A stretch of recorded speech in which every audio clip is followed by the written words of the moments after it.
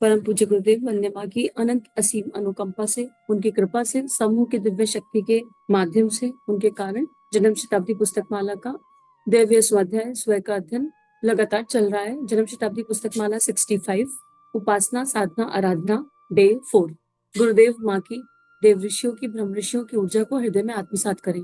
हमारी भारत भूमि पर जितने भी ऋषि संत हुए हैं या इस ब्रह्मांड में कहीं भी, इस पूरे विश्व वसुधा में कहीं भी कोई ऐसी दिव्य चेतना जिन्होंने ऋषियों के और संतों के समान जीवन जिया है, उनके जीवन में उपासना साधना और आराधना ये बाय डिफॉल्ट था। इसके बिना कोई ऋषि नहीं बन सकता, इसके बिना कोई संत नहीं बन सकता, इसके बिना कोई महान इंसान नहीं बन सकता, महामानव नहीं बन सकता। मानव जीवन मिला है तो मैंडेटरी है ये तीनों चीजें, ये धुरी है आत्मा की, ये धुरी है मानवता की, उपासना साधना और आराधना। और जिस मानव ने सच्चे दिल से श्रद्धा और विश्वास के साथ, इसकी नींव में श्रद्धा विश्वास का बल रहता है, और गुरु सानिध्य में या अपने इष्ट के सानिध्य में या अपने ईश्वर के सानिध्य में सही अर्थों में इनका मर्म समझ लिया, सही अर्थों में उपासना साधना आराधना का महत्व बाल्यकाल से, छोटी उम्र से ही अगर समझ लिया, तो वो मानव, वो इंसान जीवन में सक्सेसफुल ही रहेगा हमेशा। उसे फेलियर का मतलब नहीं पता होगा, क्योंकि उसको फेलियर का भय नहीं होगा।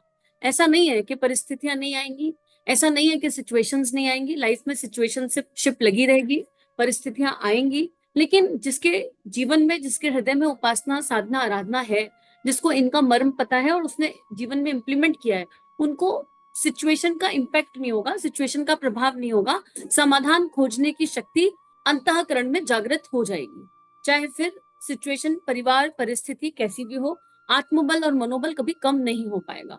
और ये अभी तक समझ में आ गया होगा, इतना हमने जन्म शताब्दी को पढ़ लिया, इतना सुन लिया, इतना समझने की कोशिश की, इतना इम्प्लीमेंट किया, तो ये बात समझ में आ रही है।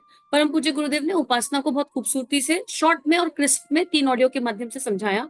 अब उपासना के साथ साधना, खाली उपासना करने से अगर बात बन जाए तो फिर हम ऐसा कर सकते हैं कि पूरे श्रद्धा विश्वास से 24 घंटे में से 24 मिनट निकाले और उपासना कर ली, और बाकी पूरा दिन क्या किया, बाकी 23 घंटे क्या किया, कचरा, बाकी 23 घंटे वेस्ट कर दिए, तो फिर उस उपासना का कोई महत्व नहीं है। जब हम सुबह सुबह नहा लेते हैं, टूथब्रश कर लेते हैं, तो अगले दिन हमें फिर से रात को सोने से पहले टूथब्रश की जरूरत पड़ती है, अगले दिन नहाने की जरूरत पड़ती है, गर्मियां ज्यादा हो तो दोबारा नहाना पड़ता है, मेंटेन करना पड़ता है उस सफाई को। तो उपासना में हम साफ बैठे, पास बैठे, फिर जो प्राण हमने धारण किया, जो इष्ट की शक्ति को हमने धारण किया, जिन दिव्य संकल्पों को गुरु सानिध्य में अंतःकरण ने उठाया, उनको मेंटेन करना पड़ेगा। देखो, फर्स्ट आना आसान है, फर्स्ट आने को मेंटेन करना पड़ता है। जो भी उपलब्धियां मिली गुरु कृपा से, उनको मेंटेन करना पड़ता है, और इस मेंटेनेंस का नाम ही साधना है। मानव जीवन की मेंटेनेंस का नाम साधना है। और ये मेंटेनेंस कब होगी? ये हर समय होगी, हर पल होगी, हर क्षण होगी। आप घर को 4 दिन बंद कर दीजिए, देख लेना, कितना भी मेंटेन करके रखा हो आपने, कितना भी साफ सुथरा रखा हो, 4 दिन के लिए दरवाजे बंद कर दो, 4 दिन बाद हालत ऐसी होगी कि अरे अब कहाँ से शुरू करें और कहाँ से नहीं करें। ऐसे ही अंतःकरण के दरवाजों को सुबह सुबह खोला और फिर दिन भर बंद कर दो, हालत ऐसी होगी, इतने नेगेटिव चिंतन, इतने नेगेटिव विचार कि जिनका कोई इलाज नहीं, कहाँ से इलाज करें, मेंटेन नहीं किया था। और फिर हम ये कह दें, हम तो 1 घंटा राम नाम करते हैं, हम तो 2 घंटा गायत्री करते हैं, हम तो 1 घंटा राधा राधा करते हैं, हम तो ऐसा करते हैं, हम तो ऐसा करते हैं, बहुत अच्छी बातें करते हैं, पर जो सुना उसका चिंतन साधना है, जो सुना उसका मनन साधना है, जो सुना उसका गुणन साधना है। साधना एक ऐसी एनर्जी है जो हर समय जीवंत रहती है, जो ये बताती है कि मुझे राम अच्छे लगते हैं, पर मुझे राम बनने के लिए क्या करना है, how I can be Ram. मुझे सीता अच्छी लगती है, मुझे कृष्ण अच्छे लगते हैं, मुझे उनको सुनना पसंद है, मुझे भगवान का ये वाला रूप स्वरूप बहुत पसंद है, अच्छी बात है। ये पसंद केवल पसंद बन के रह गई तो बात बनी नहीं। मुझे उनके जैसा बनने के लिए मेरा एक्शन प्लान क्या है? Sadhana is the action plan. साधना मेंटेनेंस है, एक्शन प्लान है। तो परम पूज्य गुरुदेव उस एक्शन प्लान को 3 शरीर के आधार पर समझाते आए हैं, और हमने बहुत समझ लिया है। और हम पहले ये देख लें कि हमारे एक्शन प्लान अभी कितने हैं। हमने कहा हमको गायत्री माता जैसा बनना है, गायत्री माता की दिव्य शक्तियों को धारण करना है। अरे गायत्री माता की दिव्य शक्तियों को धारण करना है, गायत्री माता को सिर पर बैठा भी दिया गुरुजी ने, लेकिन हम उनका भार ही नहीं उठा पा रहे हैं। गायत्री माता सिर पर बैठी, हम कह रहे हैं वजन बहुत ज्यादा हो गया। वजन ज्यादा इसलिए हो गया क्योंकि मेंटेनेंस नहीं करी। मेंटेन नहीं करेंगे, अगर डबल बेड पर बैठना है और 50 लोगों को हम डबल बेड पर बैठाना चाहते हैं, तो उसमें प्लाई उसी तरह की लगानी पड़ेगी कि 50 लोग बैठ जाएं, बात बनेगी नहीं। फर्नीचर पर जितने लोगों को बैठाना है उसके हिसाब से हिसाब किताब होना चाहिए। तो कौन से भगवान जी की पूजा करते हैं, कौन सा मंत्र जपते हैं? उस मंत्र की शक्ति को इस देह में बैठाना है, तो देह में वो शक्ति भी तो होनी चाहिए कि बैठ जाए। पता चला आके बैठ गई गायत्री माता और हम चूहे जैसे पिचक गए। गायत्री माता कह रही है तुमने तो बुलाया था, मैं तो बैठ गई, हमसे वजन ही नहीं उठाया जा रहा, फिर क्या करेंगे? तो जिस शक्ति को बुला रहे हैं उसकी जैसी देह तो बना लें। और यही साधना है। साधना एक पात्रता है। साधना वो पात्रता विकसित करती है कि हम ब्रह्मांड से जितने हजार वॉट के करंट का आवाहन कर रहे हैं, हम उस करंट को उठाने की क्षमता भी गुरु सानिध्य में रखते हैं। फ्यूज उड़ेगा नहीं। जब वो करंट आ जाएगा फ्यूज उड़ेगा नहीं। अच्छा, साथ में गुरु सानिध्य में करो तो एक बेनिफिट ये होता है कि हम तो नादान बालक हैं, हमारे को अपनी कैपेसिटी तो पता नहीं है, और बिल्कुल भी नहीं पता है। पता चला बुला लिया 50,000 वॉट का करंट और कैपेसिटी 500 की भी नहीं है, तो भगवान जी देते नहीं, मुस्कुराते रहते हैं, कहते हैं चल बालक है, चल बालक है। फिर भगवान जी देते नहीं तो हम लड़ाई करने लगते हैं। अरे 2 साल हो गए गायत्री जपते जपते, गुरु जी आपको समझ में नहीं आता, आपसे कितना कितना कितना कितना मांग लिया, कितना कितना कितना कितना कह दिया, देते नहीं हो। गुरु जी कह रहे बेटे मैं तो देने को तैयार हूँ, छलनी लेके खड़ा है। अरे बर्तन तो ठीक था ना, मैंने डाला भी तो वो बह जाएगा, इतने सारे छेद है। कितने छेद है हमारी देह में, और हर छेद से क्या हो रहा है, हर छेद से एनर्जी बेकार हो रही है, क्योंकि हमने किसी छेद पर ध्यान नहीं दिया। सारी पंचेंद्रियां जितनी भी ज्ञानेंद्रियां हैं, छेद ही तो है। कान में छेद है, मुंह में छेद है, नाक में छेद है, सब जगह आंखों में छेद है, नीचे वासना द्वार पर छेद है। इनको बंद करना पड़ेगा। इन छेदों को बंद करके अंतर्मुखी बनना पड़ेगा, कछुए के जैसे। इसे साधना कहते हैं। क्या कहते हैं साधना? ज्ञान इंद्रियों के छेदों पर ढक्कन लगा दो। किसका? इष्ट का। किसका? मंत्र का। जिस भी मंत्र को कर रहे हैं, जिस भी भगवान जी को पसंद करते हैं, उन भगवान जी की ऊर्जा का ढक्कन लगा दो। और वो ढक्कन लगेगा तो कितना भी कोशिश हो, ब्लास्ट नहीं हो सकता। लेकिन हम क्या करते हैं, ऊपर से लिया और बहा दिया। सुबह सुबह लिया और अच्छा अच्छा चिंतन लिया, सुबह आंखों से गायत्री माता को देखा, बहुत न्यारा स्वरूप ध्यान किया, बहुत ही सुंदर, बहुत आनंद आया, अश्रु भी गिर गए। और थोड़ी देर बाद टीवी खोला और शीला की जवानी। अरे हमने क्या किया ये? हमने ऊपर से तो सही देखा और फिर उसके बाद क्या किया, चिंतन पे ढक्कन नहीं लगाया, आंखों पर ढक्कन लगा नहीं, और फिर सुन लिया। कानों के ढक्कन ने क्या सुना? शीला की जवानी। अरे क्यों सुनना था ये कचरा करना क्यों था? फिर उपासना करी क्यों? जब कचरा ही करना था तो उपासना करी क्यों? उपासना के माध्यम से इन छेदों को पूरी तरह गुरु को अर्पित समर्पित करना। इमेजिन करके देखिए, पंच इंद्रियों को भगवान को समर्पित कर दिया तो देह में बचा क्या? देह शव हो गई। तो देह में शक्ति ही केवल ईश्वर की बहने लगे। ये साधना का मर्म है। देह में शक्ति ईश्वर की बहना। ये पांचों इंद्रियां इमेजिन करो, आंख भगवान को समर्पित, नाक भगवान को समर्पित, त्वचा भगवान को समर्पित, कान भगवान को समर्पित, कुछ बचा ही नहीं। अब जीवा भगवान को समर्पित। अब जब नाक ही नहीं रहेगी तो सांस कहां से लोगे? यानी शव हो गए, डेड बॉडी हो गए। इन पंचेंद्रियों के माध्यम से ईश्वर का प्राण भीतर बह रहा है। अब क्या धारण करेंगे? अब अपने इष्ट को धारण कर लिया। नाक से इष्ट सांस लेने लगेंगे, आंखों से इष्ट ही देखेंगे, कानों से इष्ट ही सुनेंगे, तो दरवाजा बंद हो गया, कसकर दरवाजा बंद हो गया। ये साधना का दिव्य मर्म है। उपासना करी तो साधना मैंडेटरी है। एक वैज्ञानिक दृष्टिकोण ये कहता है कि जपा हुआ मंत्र, किया हुआ मंत्र गुरु सानिध्य में सच्ची श्रद्धा और भक्ति से कभी वेस्ट नहीं होगा। लेकिन उस पर ताला लगा रहेगा, जैसे बच्चे के पिग्गी बैंक में ताला लगा के रखा जाता है ना, वो जब तक समझदार नहीं होता उसे दिया नहीं जाता। डलवाते बहुत है माता पिता, पर चाबी माता पिता के पास होती है। पिग्गी बैंक में हर महीने देंगे, बेटा डालो, गुल्लक में पैसा डालो, गुल्लक में पैसा डालो, बच्चा डालता रहेगा। बच्चा कह दे लाओ चरा चाबी दे दो, देखे तो गुल्लक में कितना हुआ। माता पिता कहेंगे नहीं बेटा अभी तो नहीं खोल सकते, अभी समय नहीं आया खोलने का, देंगे नहीं चाबी। कुछ कर ले बच्चा, और फिर भी डलवाते रहेंगे। तो उपासना वेस्ट नहीं होती, लेकिन लॉक रहती है। कब तक लॉक रहती है? जब तक साधना समझ में नहीं आती, तब तक। क्योंकि वो गुरु शक्ति, वो परम पिता परमेश्वर जानता है बच्चा संभालने लायक नहीं हुआ, बच्चा संभालने लायक नहीं हुआ, वेस्ट कर देगा। अगर मैंने इसको चाबी दे दी तो ये मंत्र जो इसने इकट्ठे किए ऊर्जा निकलेगी और इधर उधर तितर बितर वेस्ट हो जाएगी, इसलिए भगवान देंगे नहीं। तो उपासना करते रहिए, वेस्ट नहीं होगी। जिसने श्रद्धा से उपासना कर ली उसके जीवन में साधना आए ना, ये संभव ही नहीं। विश्वास करिए साधना आएगी, चिंतन बदलेगा। कब बदलेगा नहीं पता, निरंतरता एक शक्ति है, निरंतरता से करने की आवश्यकता है। अब गुरुदेव क्या लिख रहे हैं? साधना किसकी की जाए? भगवान की। अरे भगवान को तो ना किसी की साधना की बात सुनने का समय है और ना ही उसे साधा जा सकता है। भगवान को साध सकते हैं क्या? मतलब हम सोच रहे हैं कि हम भगवान राम को, भगवान कृष्ण को अपनी उंगलियों पे नचा लेंगे, उन्हें साध लेंगे, आ जाओ नीचे हमारे हिसाब से खेलो, हम जैसा कहते हैं वैसे करो, be our control, remote control है भगवान। तो परम पूज्य गुरुदेव ने क्रिस्टल क्लियर कर दिया पहली लाइन में, ईश्वर को नहीं साध सकते। कैसे साधोगे ईश्वर को? हमारे पास कोई तीर कमान है जिसमें राम जी को बैठा के छोड़ देंगे? संभव ही नहीं है, पॉसिबल ही नहीं है। श्रेष्ठ गुणों का समुच्चय, एक दिव्य ऊर्जा है, वो कह रहा है अपने आप को साध लो। तो गुरुदेव कह रहे हैं ये तो संभव है नहीं। वस्तुतः जो साधना हम करते हैं वह केवल अपने लिए होती है और स्वयं की होती है। साधना का अर्थ होता है साध लेना, अपने आप को संभाल लेना, तपा लेना, गर्म कर लेना, परिष्कृत कर लेना, शक्तिवान बना लेना। यह सभी साधना के अर्थ हैं। साधना के संदर्भ में हम आपको सर्कस के जानवरों का उदाहरण देते हैं कि हाथी, घोड़े, शेर, चीते सब अपने अपने आप को साध लेते हैं। तो कैसे कैसे चमत्कार दिखाते हैं। साधे गए ये जानवर अपने मालिक का पेट पालने के लिए तथा सैकड़ों लोगों का मनोरंजन करने के लिए खेल दिखाने में समर्थ हो जाते हैं। इन जानवरों को साध लिया गया होता तो जो सैकड़ों लोग प्रोविडेंट फंड देते हैं, पेमेंट देते हैं, उनका पालन करते हैं, ये कैसे साधे जाते? बेटे, ये रिंग मास्टर के हंटरों से साधे जाते हैं। वह उन्हें हंटर मार मार कर साधता है। अगर उन्हें ऐसा कहा जाए कि भाई साहब आप इस तरह का करतब दिखाइए, तो इसके लिए वे तैयार नहीं होंगे, वरन उल्टे आपके ऊपर, मास्टर के ऊपर हमला कर देंगे। देखो, हम जानवर तो नहीं है, कम से कम गुरुदेव ने हमें उस योनि से तो बाहर निकाल दिया, और हमारे गुरुदेव वैसा नहीं है जो हंटर चला रहे हो। कितने प्यार से सिखाया जा रहा है, कितने प्यार से सिखाया जा रहा है, केवल गुरु जी का कहना मानना है।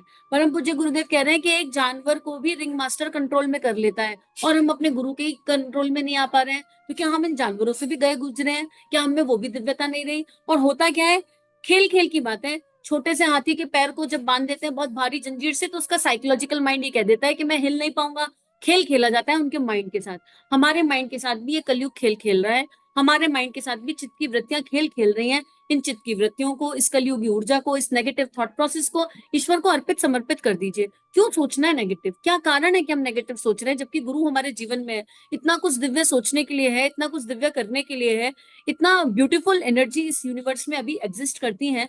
हम उनकी जगह क्यों अपने चिंतन को उस जगह ले जाते हैं जहां ले जाने की आवश्यकता नहीं है? क्या हमने कोई बीमारी पाल ली? क्या हमें आदत पड़ गई है इस तरह की? हमें इन आदतों को खंड खंड करना होगा, और स्वयं से ही करना होगा। कोई और कर नहीं सकता, कोई और कर नहीं सकता। श्रद्धा विश्वास एक ऐसी चीज है कि इस संसार की कोई भी शक्ति हमें श्रद्धा विश्वास लाकर दे नहीं सकती, और इसमें मुश्किल लगेगी। ऐसा नहीं है कि कठिनाई नहीं आएगी, कठिनाई आएगी, क्योंकि आदतें खराब हो गई हैं, इंद्रियां इतनी लॉस्ट हो गई हैं, ज्ञानेन्द्रियां या कर्मेंद्रियां इतनी लॉस्ट हो गई हैं वो काम करने में जो ना करना योग्य था, कि जब उन्हें सही दिशा दिखाई देगी तो दिक्कत आएगी, कठिनाई आएगी, बार बार प्रवर्तमान हावी होगा, पुरानी आदतें हावी होंगी।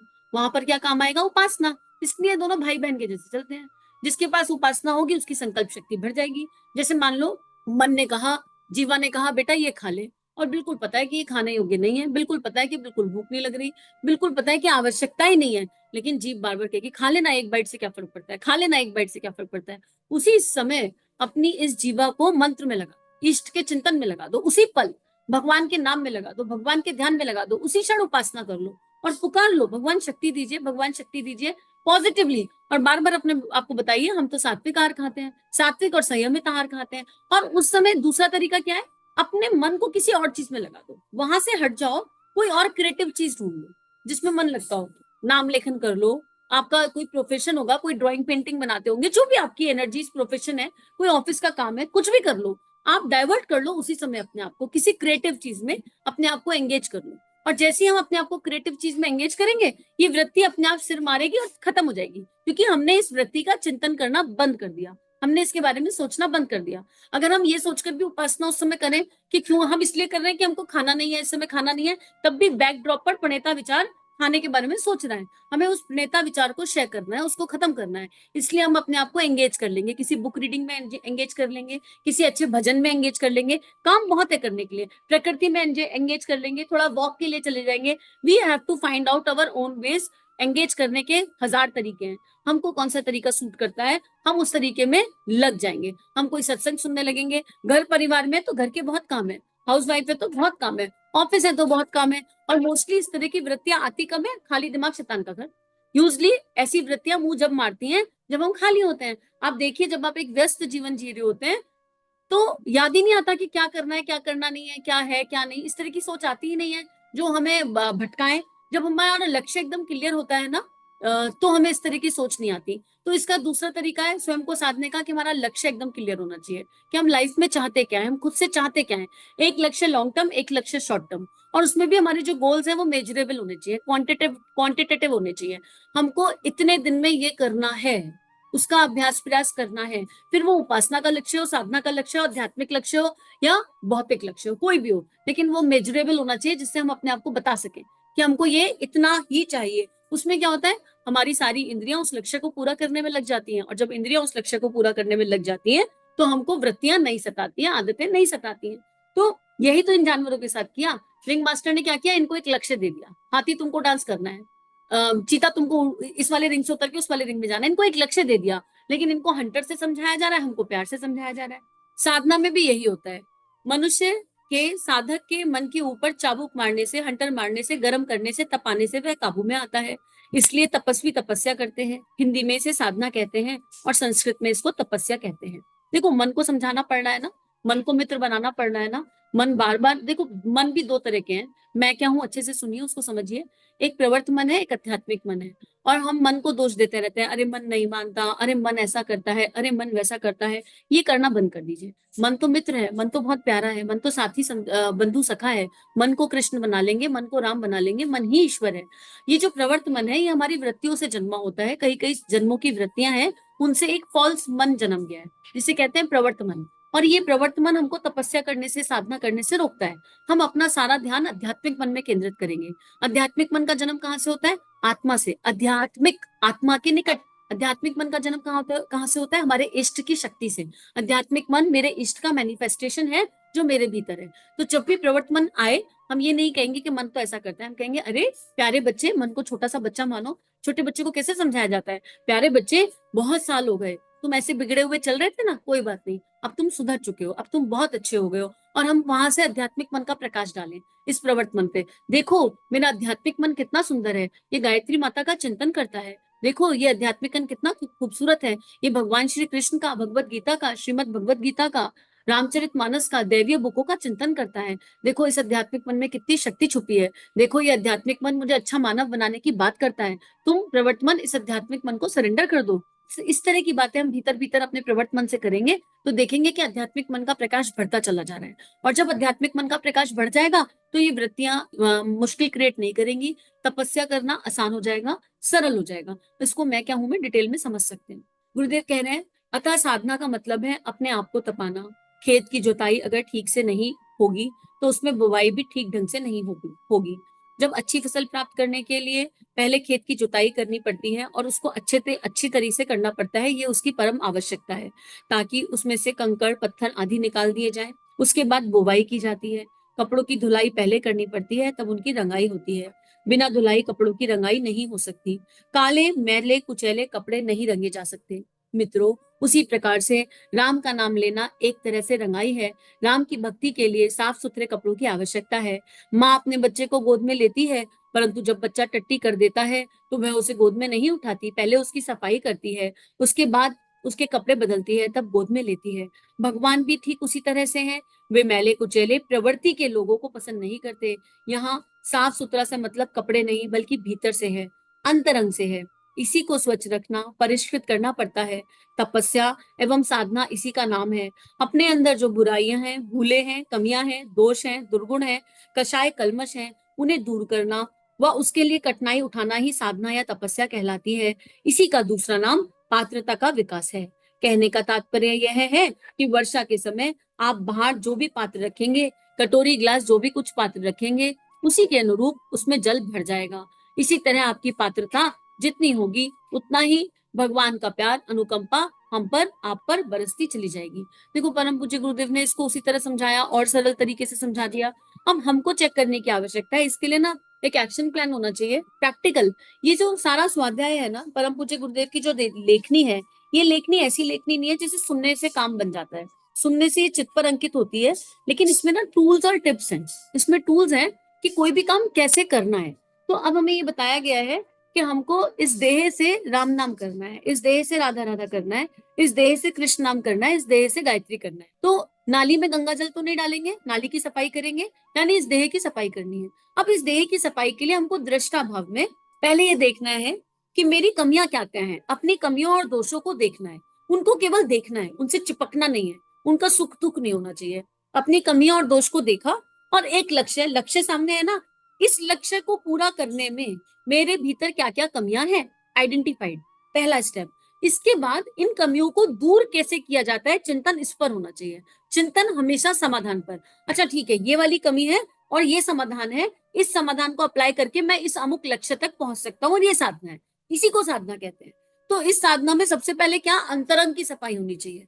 हम उपासना कर रहे हैं, उपासना मतलब भगवान को धारण कर रहे हैं। और जब भगवान को धारण कर रहे हैं, भगवान को कह रहे हैं कि आप आओ इस देह में रहने लोगो, तो भगवान जब देह में रहेंगे तो कोई अच्छा ही काम करना चाहेंगे ना।